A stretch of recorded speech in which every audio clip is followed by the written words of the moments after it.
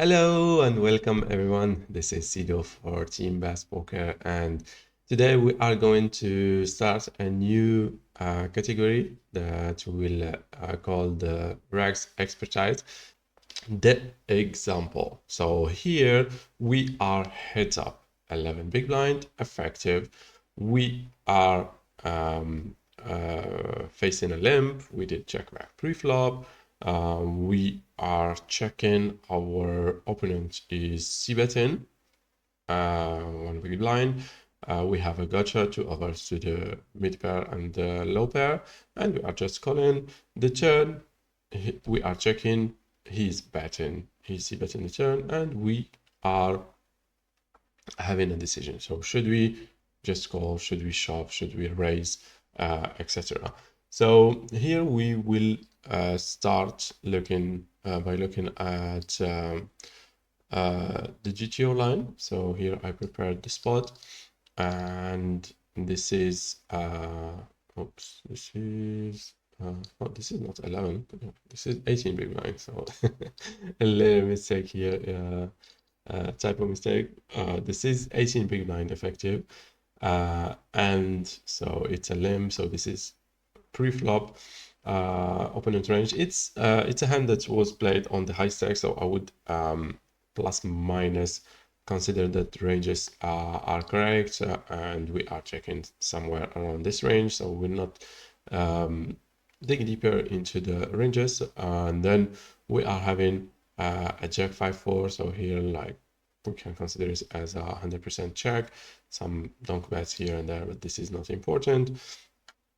And then we are facing a c-bet. So here in this board, it's a board where actually we can, not we, but the solver is sizing up. So he's using like a 1.5, a pot bet, and some overbets here and there. But the most common sizing is one big blind. So it's a spot where the solver is going to check back a lot.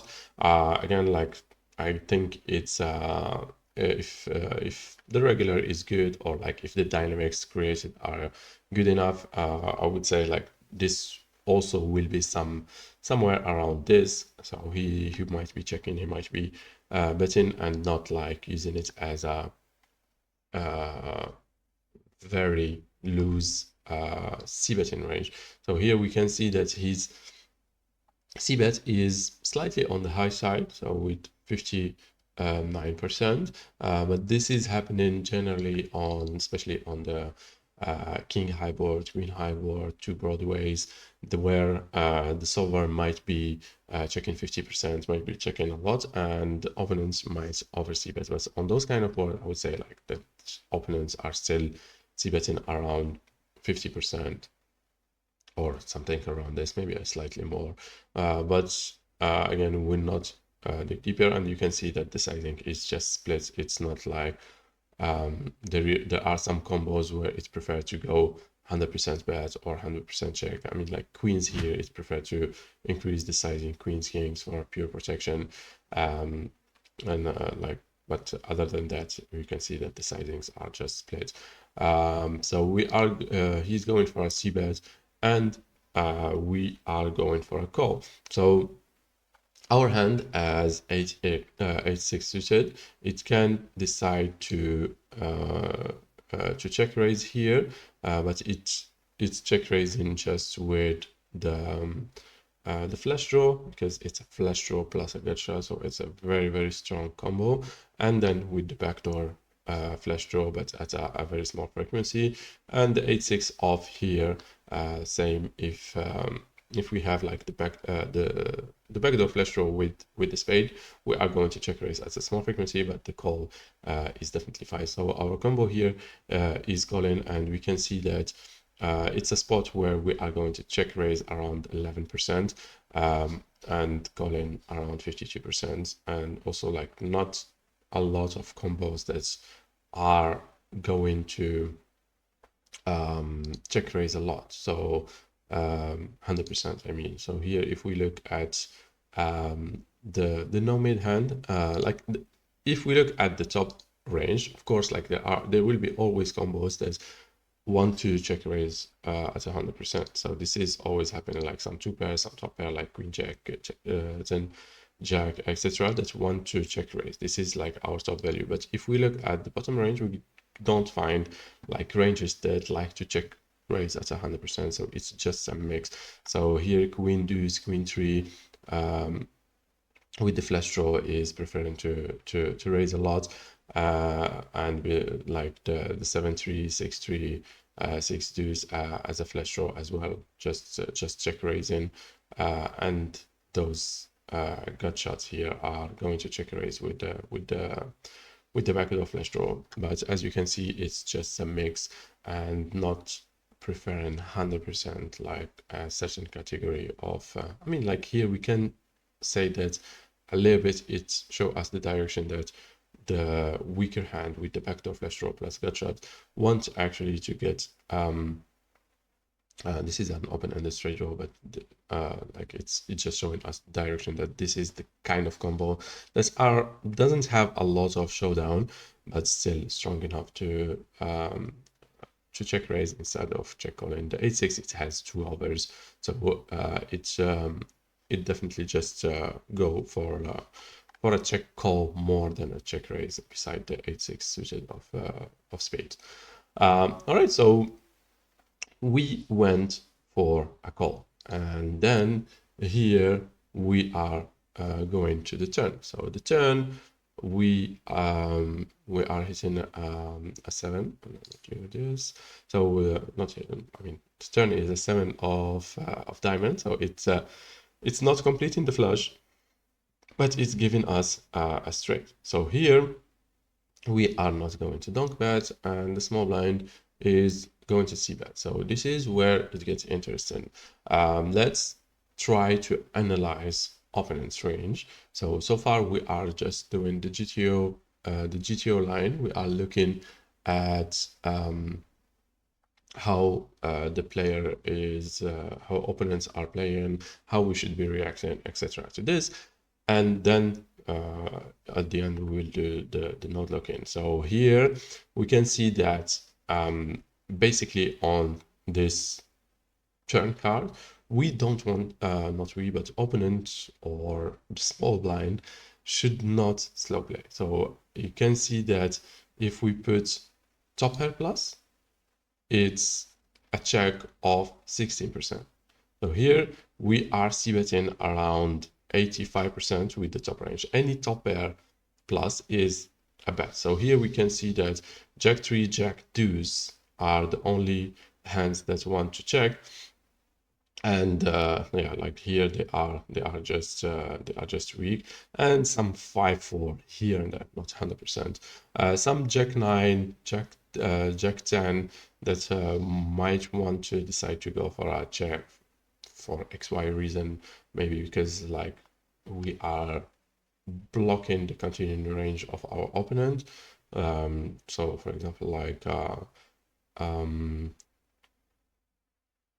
8-9 maybe, 9-10, those type of combo, 8-10, those type of combo, we might be blocking them with those, because in our calling range we are let's remove this, we are still calling some 8x. So for example, a hand like queen 8, we are not raising it, we are going for a call, we are calling king 8, so like queen high, king high, blocking the flush draw.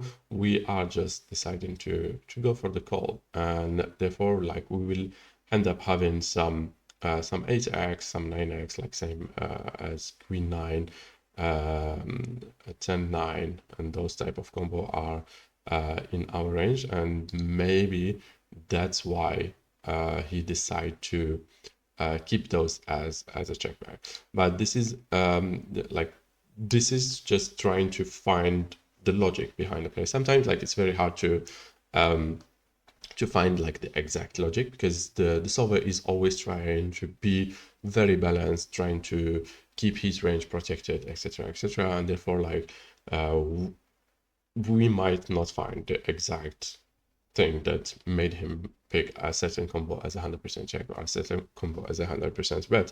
But we see the direction, and this is where we should more or less decide of the simplification. So for example, here, the top range on this runout need protection, need value, and we can take it straight away using a big sizing. So like he's using 75% sizing, which our opponent did use, and we are going for it with 85%. So if you want to simplify it, you can go for 100%, or you can just check like the very weak jack X. So jack 3, jack 2s, you can check them and then see bet the rest, any two pair, any set, etc, etc. Also, like you need to look at your opponent tendency, and you can adapt here and there. So you can see that like pocket 8 here is betting, some second pair are betting, and this is where it might be more or less very, very player dependent. So some players might know that a hand like queen 7, king 7, a7 is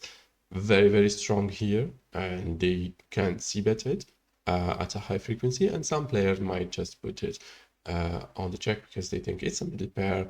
They might be afraid of a jack. They might be afraid of straight to pair, whatever. And then yeah, they decide, oh, I just put it in the check and bluff catch the river, etc. But this is where we will see those kind of things. This is what we will be looking at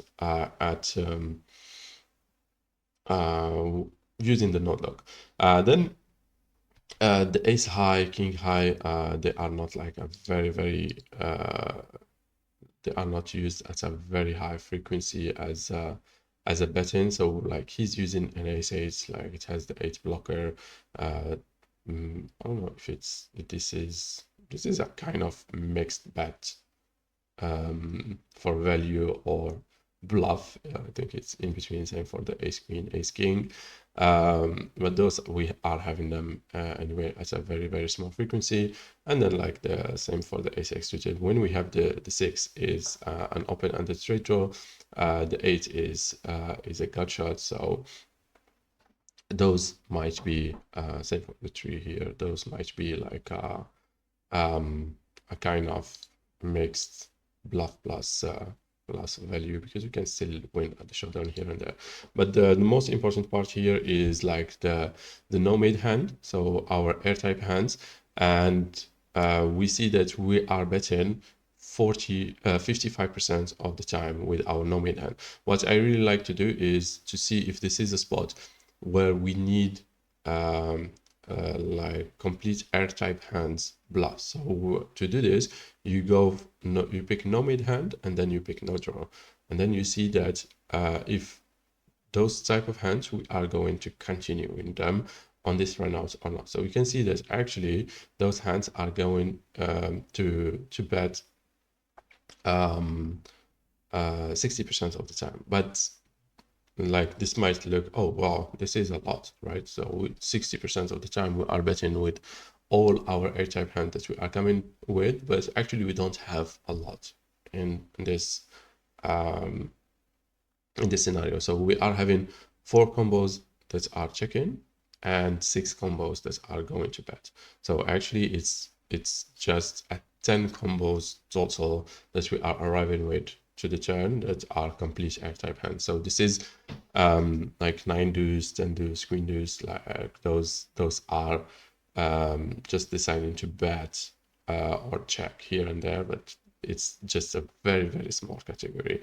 So actually, like if we look at the no made hands, so like 25 here and around 30 between all the bets. So this is if we remove the 10, so this is like 20 combos of draws. So if we do this, for example, then we have 20 combos that are going to check, and then around 20 to 25 combos that are going to bet. So this is the hand that are air type hands, but that have some equity and will decide to bet here. So we can see that a hand like 9-3 might decide to bet. A hand like a3 might decide to bet here.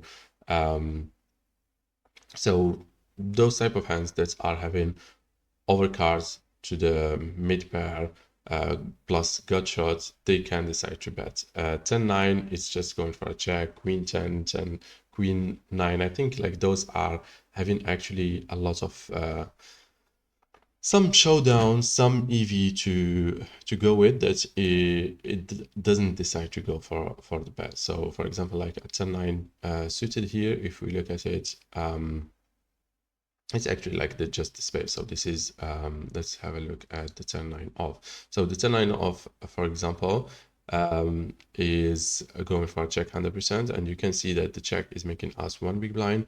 The bet 3 big blind is making us 0.97.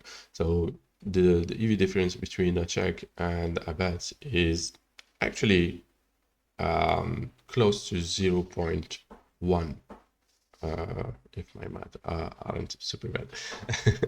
And then we can see that actually a check with this hand, it makes a lot of sense. While, for example, with a hand like a3, we can see that a bet is 0.68 and the check is 0.66. So here now we might, I mean, we are analyzing opponent's range, but also like improving our play from the small blind. So if we are in this situation, you will know how you should be barreling, and you know that the bet is better against this whole range. And if opponent is more passive, we will not do what we will see in a moment. We can actually get more value by betting, and therefore a hand like a3 is getting better as a bet, not as a check. If he might be the very aggressive guy, or like maybe the net guy on the flop, so the guy doesn't have a lot of stuff that will be folding, then maybe it's the opposite. All right, so this was a little bit of reading the whole range of our opponent and how it looked like.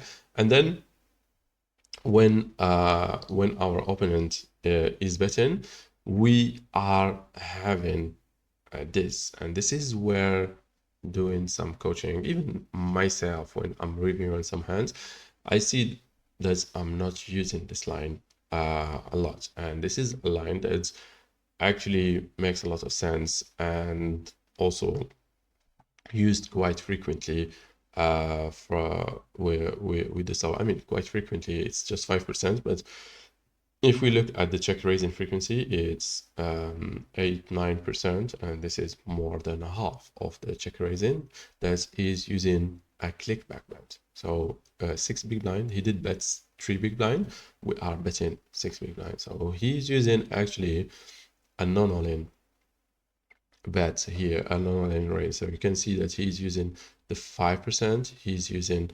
he's using the 6 big blind bet, and he's using the 8.5 big blind bet, and all-in is actually like the less frequency. So most of the people, they just see like, oh, he's betting, he might be committed, or his range will not change, etc., etc. We'll see all this in the node lock-in, but we should definitely consider the click back bet, because if we come here and look at the EV difference, we can see that there is actually a lot of EV to gain between a raise non-all-in and an all-in raise. So if in this situation with our hand 8-6 suited and 8-6 of heart, we decide to go all in directly, so we are making 10.94. So that's a good EV, right? So this is a good EV to check. But if we look at the other scenario, we then look at raise 8.5, it's already better. So it's almost making us 0.1 big blind more than the all-in. So it's definitely something to start considering, but it's still not optimal, because if we look at raise 6 and call, we are close to 0.2, so 0.17 as a difference of is it 17, 16 as a difference of EV between the all-in and the raise or and the call. So in this scenario, the raise 6 is the best sizing for this scenario, or the call, because it has the similar EV to the clickback. So here, between those two, this is where we should be aware of opponent range when we are using this this line. So when we face a bet here, we want to click back. So second. So here we have like the kickback. I will not go too in depth into the bluffs, how to balance it, how to use this, how to use this. So this is all dependent on the opponent. So if he is really a good player, because like if for example I see a raise on the turn, I know that this is a way under bluffed line, and this is where we should be hugely overfolding against most of populations, because they don't use a lot of bluffs, and therefore, like if he is really folding against this line, then I would think about like mixing it with some bluffs. If he is not this type of players and he will just call any kind of hand he's betting with, then I will just use the standard strategy and go for it with the top range. So if we look at our bet with 6 big blind, we can see that top range, for example, like the straight, is picking it at a very high frequency. So if we put here the straight, we can see that we want to raise 50% with 6 big blind. We want to call only 14% with our combos, and then like maybe raising 8.5, maybe raising all-in directly. So the all-in are actually like the lower straight, so the straight that might need more protection, because this is where we might get into the revert scenario. So he might be having, for example, a hand like 8-9, right? And then we are hitting a 6 on the river, we are having the back end of the straight, and he's having the top end of the straight of like even a hand like we've seen, like an 8 deuce, 8-3, those type of hand that might be barreling, and then we might have rivers implied odds. So here we are like picking the bottom straight as the big raises, or this is where the all-in is located, basically. The two pair as well. So the two pair is and this is very, very important. I will get to this point like in the typical mistakes, but sometimes we are overestimating our hand. So if we look, for example, at 7-4 off, right? So 7-4 off, a call is making us 3.57, but an all-in is making us 3.19. And this is a huge, not a huge mistake, but against some opponents, it might make you lose even even more EV, because again, as I explained, like about players that might be overfolding to raises on the turn and then calling only strong hands, we are losing the value from the hands that he might continue bluffing with. He might improve to a 1 pair, etc. on the river. We are removing all this part of the range, and then we are getting calls only from the stronger hands, and therefore we are way behind, and we might lose even more EV than what is shown here, because here he might still be balanced.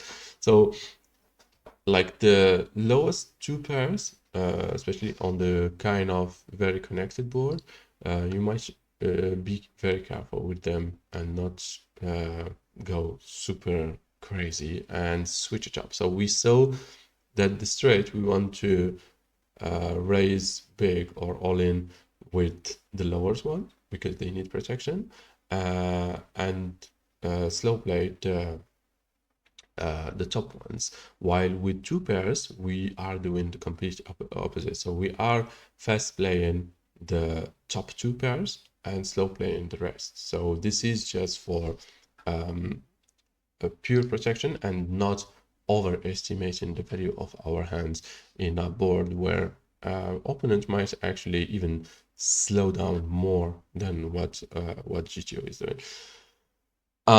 Let's get back to our spot and the importance of picking the right sizing here and not like fast playing and just going all in with the top range, is that picking a small sizing. So picking like a click pack and 8.5 here with our top range is very important. And then we want to look at opponent range. So when we are clicking back, this is how opponent is going to play. So here he might like pick some king high. This is like an open-ended straight draw as a bluff, but he's just raising this part here. So I mean, like under pair he's not having much, but top pair, over pair, two pairs, and then slow play some sets and straight himself. So when we are clicking back, he is not